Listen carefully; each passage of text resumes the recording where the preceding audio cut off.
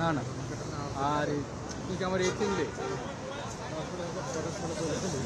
আমি রাঙ্গামাটি পার্বত্য জেলার বাংলাদেশ জাতীয়তাবাদী দলের আমি জেলা কমিটির সভাপতি। আমাদের এই জননেতা তারেক রহমান 25 তারিখ আমাদের মাঝে আসছেন, স্বদেশ প্রত্যাবর্তন করছেন 18 বছর পরে। আমরা সারা বাংলাদেশের ন্যায় আমরা পাহাড় থেকে পার্বত্য চট্টগ্রাম থেকেও আমরা অধীর আগ্রহ নিয়ে আমাদের নেতা দেশনায়ক তারেক রহমানকে সম্বর্ধনা দেওয়ার জন্য আমরা ইতিমধ্যে ঢাকায় পৌঁছাচ্ছি।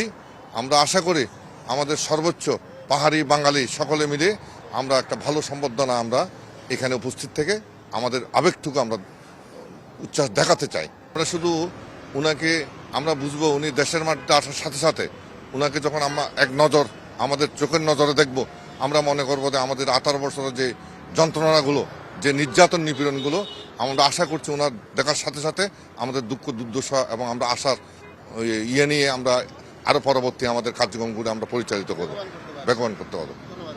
Thank you. অবশ্যই আমাদের জনাব তারেক রহমান উনি দীর্ঘ 19 বছর পরে দেশে আসবেন এবং আসার পরে প্রায় 18 বছর উনি দেশে আসার পর আপনারা জানেন 12 ফেব্রুয়ারি নির্বাচনের তারিখ ঘোষণা করা হয়েছে।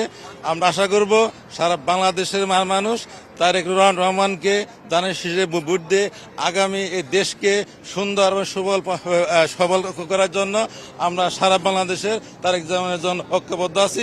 ইনশাল্লাহ আমরা আগামী 12 ফেব্রুয়ারি তার সে প্রধানমন্ত্রী হবে এই আশায় আমরা সারা বাংলাদেশের মানুষ ওনার জন্য অপেক্ষায় আছি। 25 তারিখে ওনার জন্য বাংলাদেশে আসবে।